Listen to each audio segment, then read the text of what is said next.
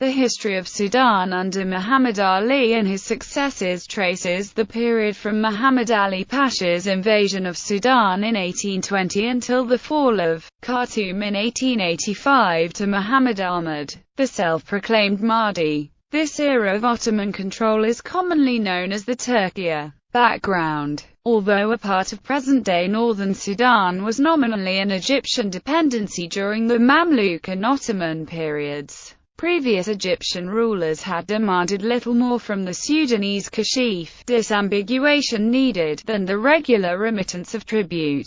However, after Muhammad Ali crushed the Mamluks in Egypt, a party of them escaped and fled south. In 1811 these Mamluks established a state at Dunkula as a base for their slave trading. In 1820 the Sultan of Sennar informed Muhammad Ali that he was unable to comply with the demand to expel the Mamluks. In response, Muhammad Ali sent 4,000 troops to invade Sudan, clear it of Mamluks, and incorporate it into Egypt. His forces received the submission of the Kashif, dispersed the Dunkula Mamluks, conquered Kordofan, and accepted Sannar's surrender from the last Funj Sultan, Badi VII. However, the Arab Jalan tribes offered stiff resistance. Egyptian rule. Under the new government established in 1821, Egyptian soldiers lived off the land and exacted exorbitant taxes from the population. They also destroyed many ancient Meroitic pyramids searching for hidden gold. Furthermore, slave trading increased, causing many of the inhabitants of the fertile Al Jazira, heartland of Funj,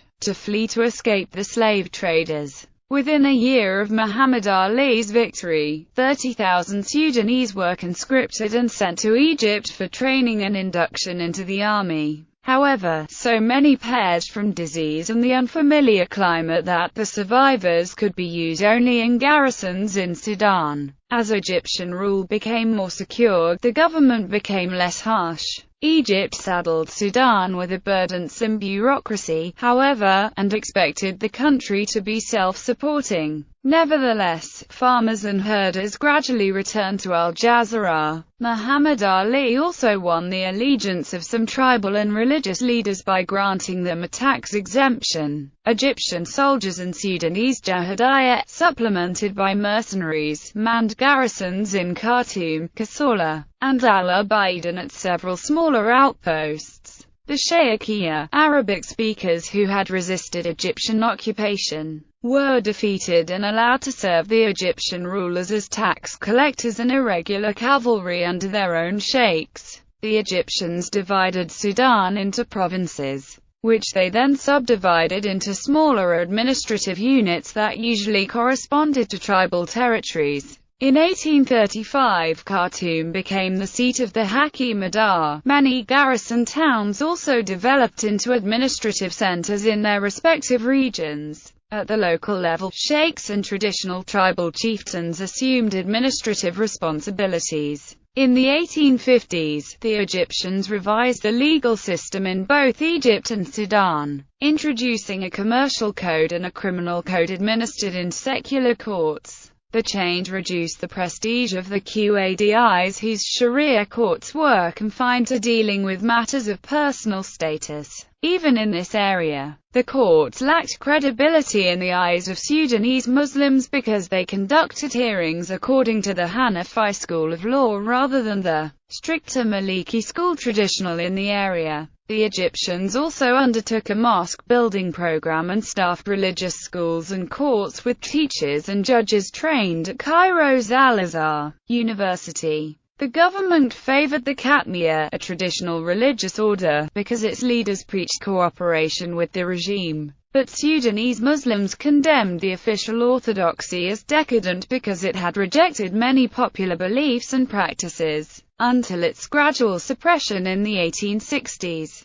The slave trade was the most profitable undertaking in Sudan and was the focus of Egyptian interests in the country. The government encouraged economic development through state monopolies that had exported slaves, ivory, and gum arabic. In some areas, tribal land, which had been held in common, became the private property of the sheikhs and was sometimes sold to buyers outside the tribe. Muhammad Ali's immediate successors, Abbas I and Said, lacked leadership qualities and paid little attention to Sudan. But the reign of Ismail I revitalized Egyptian interest in the country. In 1865 the Ottoman Empire ceded the Red Sea coast and its ports to Egypt. 2 years later, the Ottoman Sultan formally recognized Ismail as Khedive of Egypt and Sudan, a title Muhammad Ali had previously used without Ottoman sanction. Egypt organized and garrisoned the new provinces of Upper Nile, Bahr al-Ghazal, and Equatoria and, in 1874, conquered and annexed Darfur. Ismail named Europeans to provincial governorships and appointed Sudanese to more responsible government positions. Under prodding from Britain, Ismail took steps to complete the elimination of the slave trade in the north of present-day Sudan. He also tried to build a new army on the European model that no longer would depend on slaves to provide manpower. However, this modernization process caused unrest. Army units mutinied, and many Sudanese resented the quartering of troops among the civilian population and the use of Sudanese forced labor on public projects. Efforts to suppress the slave trade angered the urban merchant class and the Bukhara Arabs, who had grown prosperous by selling slaves.